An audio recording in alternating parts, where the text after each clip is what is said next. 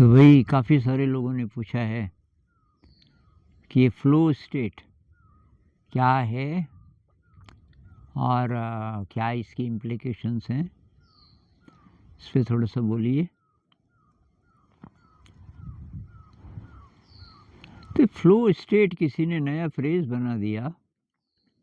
हमारे ज़माने में जब बोलते थे कि भई मन डूब गया, जब जो भी आप काम कर रहे हो, उसमें आपका मन पूरा ही डूब गया, तो वही फ़्लो स्टेट है। और उस समय बहुत एनर्जी आपके पास होती है, आप बहुत ज़्यादा क्रिएटिव होते हो और जो भी काम है, वो बहुत अच्छा होता है और आपको कोई स्ट्रेस नहीं होता और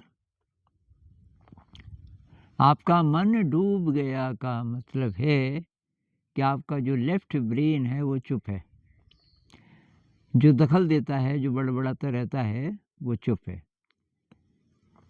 ये बहुत सारे कमेंट्स में ना जब बच्चे पूछते हैं कि बस जैसे ही मैं पढ़ाई करने बैठता हूँ ना तो ये विचार आ जाते हैं या ध्यान करने। एक भाई साहब ने बोला जैसे ही मैं ध्यान करने बैठता हूँ तो बहुत सारे प्रोजेक्ट्स दिमाग में आ जाते हैं कि मुझे तो ये भी करना था, ये भी करना था। तो ये जो मन है जो दखल डालता है, लेफ्ट ब्रेन जिसमें मेमोरी है, ये उस समय चुप हो जाता है, समर्पित हो जाता है, स्तब्ध हो जाता है। ऐसा जब जब होगा वही फ्लो स्टेट है और मेडिटेशन की स्टेट है।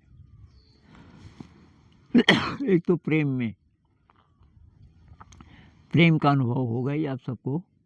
प्रेम जब तक उसमें वासना नहीं है, कोई डिज़ायर नहीं है, अब आप हो और सामने वो व्यक्ति है जिससे आपको प्रेम है।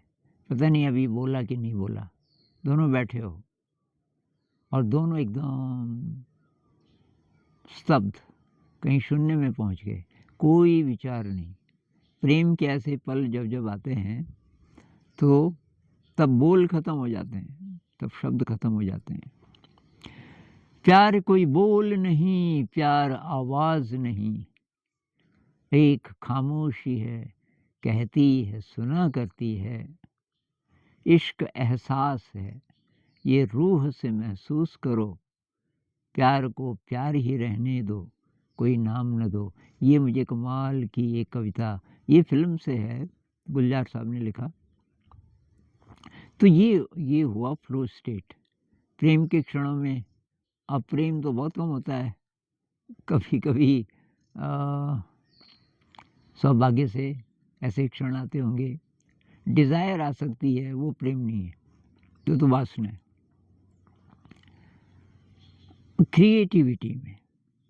क्रिएटिविटी में मतलब समय समाप्त हो गया और ये लेफ्ट ब्रेन बड़बड़ा नहीं रहा है, मेमोरी सस्पेंड हो गई। पीछे की मेमोरी कहीं दखल नहीं दे रही है, जैसे कि है ही नहीं।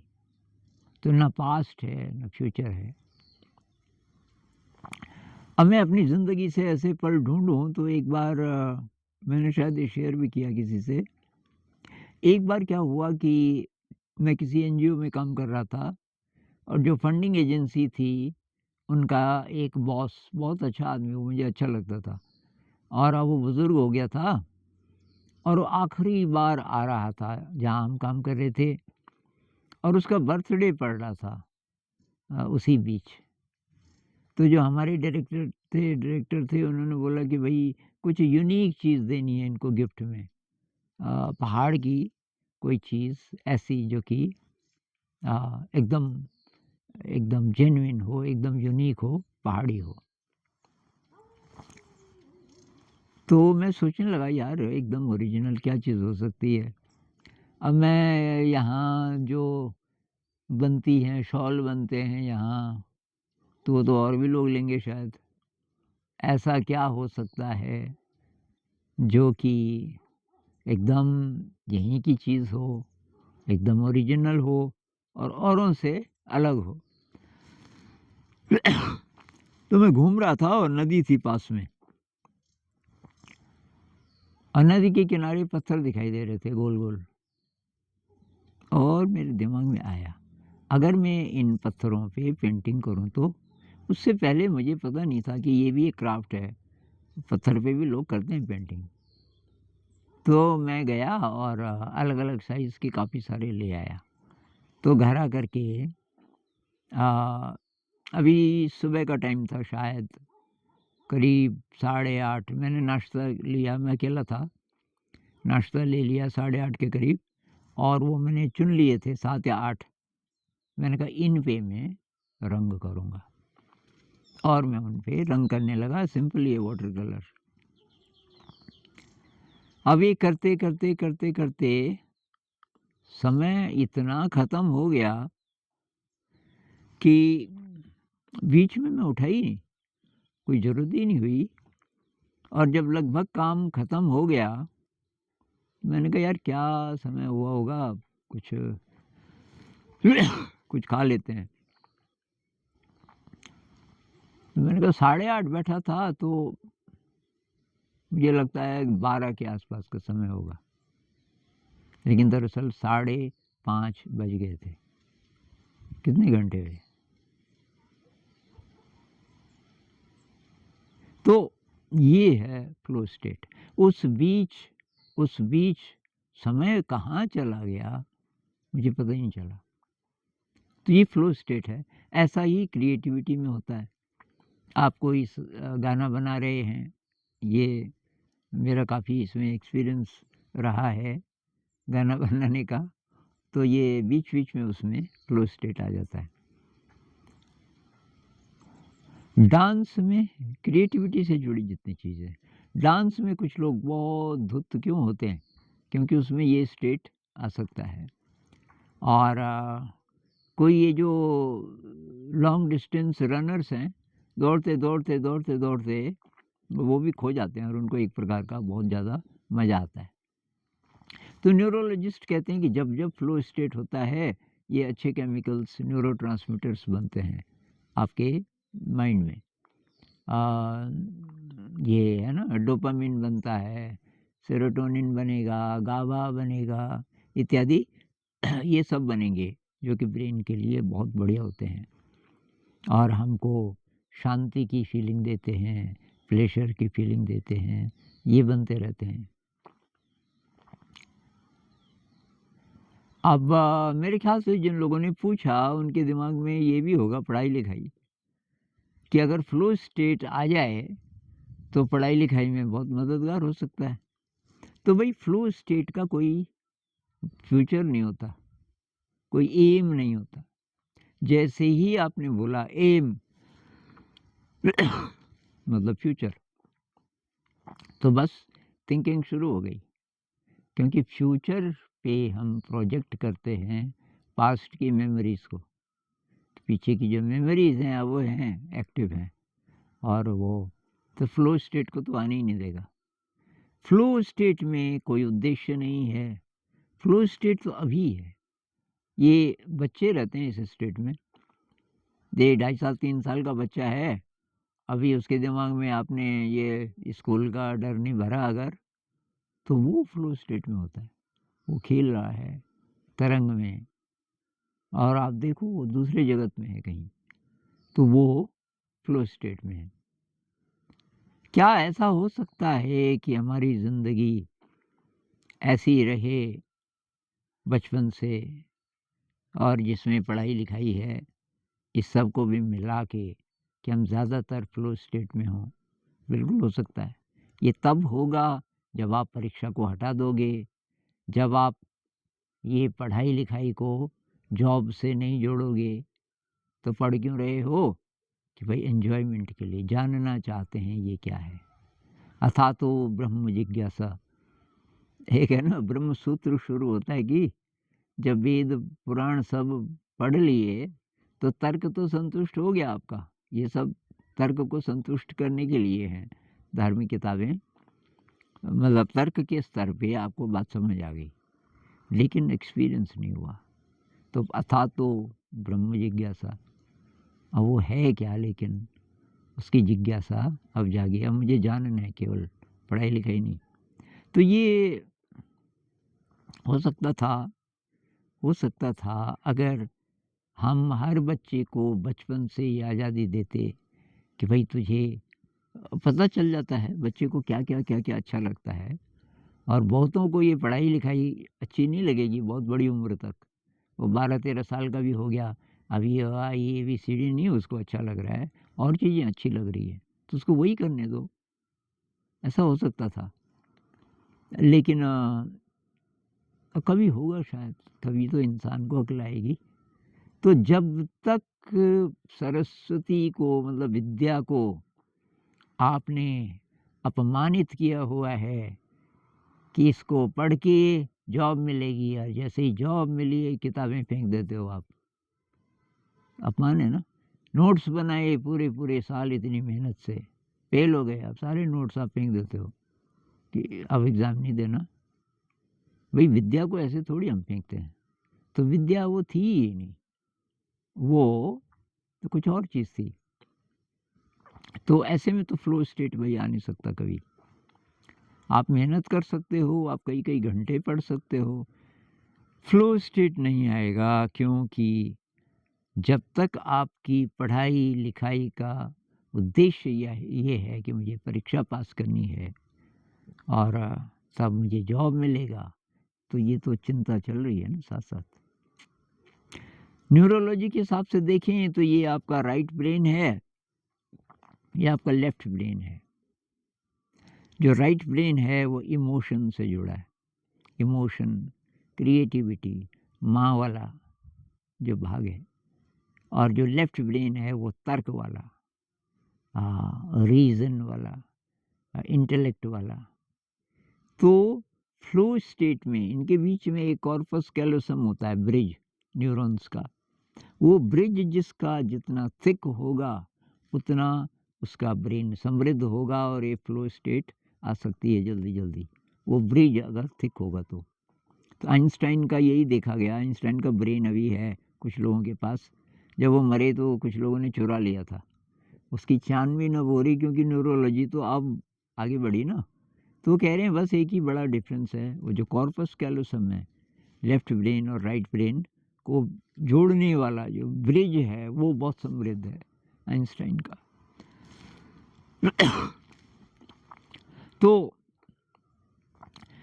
ये जो फ्लो स्टेट है इसमें तब क्या होता है कि लेफ्ट ब्रेन साथ है राइट ब्रेन के, लेकिन चुप है। तो ज़्यादातर समय क्या होता है, लेफ्ट ब्रेन एक्टिव है, राइट ब्रेन को आने ही नहीं देता। इमोशन की ज़रूरत नहीं है।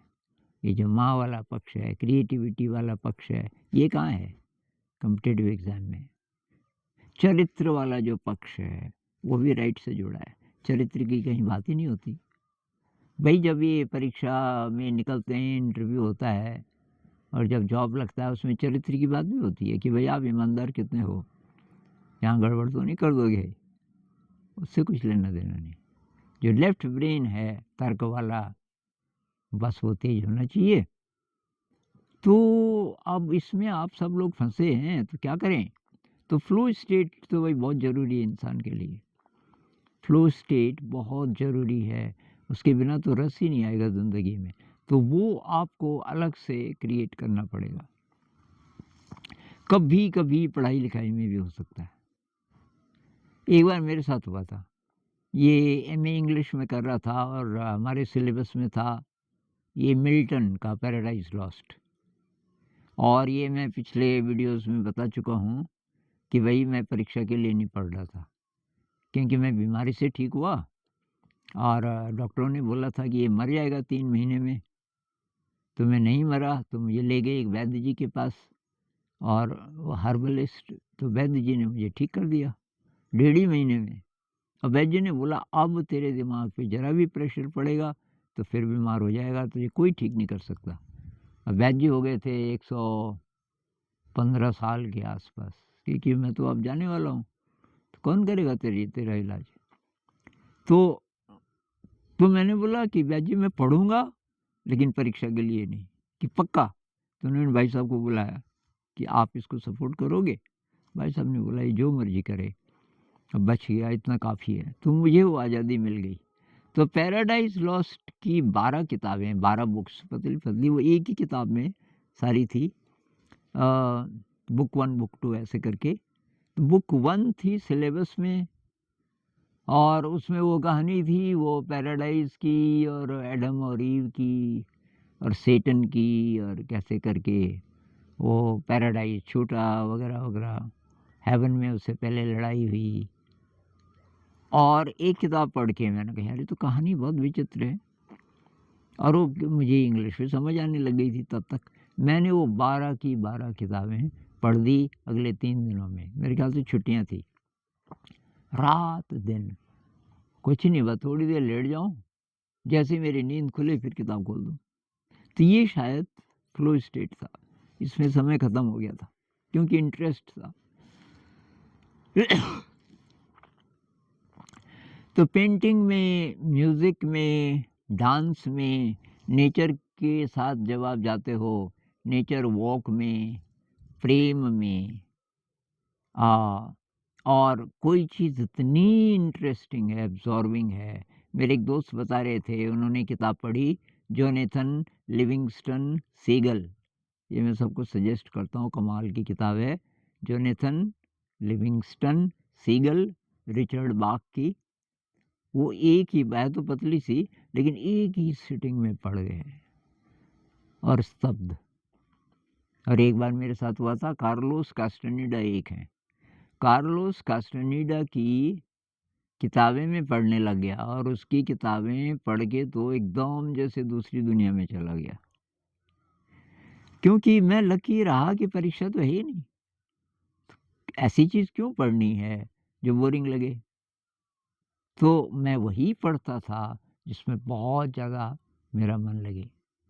ये उर्वशी थी दिनकर जी की। अब हिंदी से तो लेना देना नहीं था, मैं तो इंग्लिश लिटरेचर का विद्यार्थी था, पर वो किताब मिली और मैंने कहा ये है भाई, ऐसी लव पोइट्री तो मैंने कहीं देखी नहीं। तुम जहाँ कहीं भी हो अंतर में धैर्य धरो, उर्वशी बोलती है। उर्वशी दूसरे जगत की है। सरिता समुद्र गिरिवन मेरे व्यवधान नहीं, मैं भूत भविष्यत वर्तमान की कृत्रिम बाधा से विमुक्त, मैं विश्वप्रिया। तो एक तो इसका मीनिंग कि मेरे पे समय लागू नहीं होता, और मैं विश्वप्रिया हूँ। और दूसरी बात उसमें जो छंद है, मतलब जो जिस तरीके की वो पोइट्री है, अतुकांत है, लेकिन लेकिन उसको आप गा सकते हो। तो मुझे बहुत ही बढ़िया लगी। तो भाई ज़िंदगी में असली बात तो यही है, फ्लो स्टेट अपने इंटरेस्ट से करो जो कुछ भी करना है। शादियों में ऐसा होता है गाँव में कि शादी है, मेरे टाइम में तो होता था, पता नहीं। तो शादी जब हो रही है तो सारा गाँव एक हो जाता था, जिसको मैं माइंड फील्ड बोलता हूँ अभी। सारा एक प्रकार की सिनर्जी, सारे लोग मिल कर के और एक बड़ा दिमाग जैसे हो गया, हर चीज़ के लिए रिस्पॉन्सिबल। तो वहाँ भी फ्लो स्टेट, ये मतलब कम्युनिटी फ्लो स्टेट कह लो, सब लोगों का एक साथ, तो ये हो जाता होगा। और जो इंडिविजुअल्स हैं तो उनका वही, जब जब जो काम बहुत ही अच्छा लगता है, बहुत अच्छा लगता है और समय ख़त्म हो जाए, तो फ्लो स्टेट है।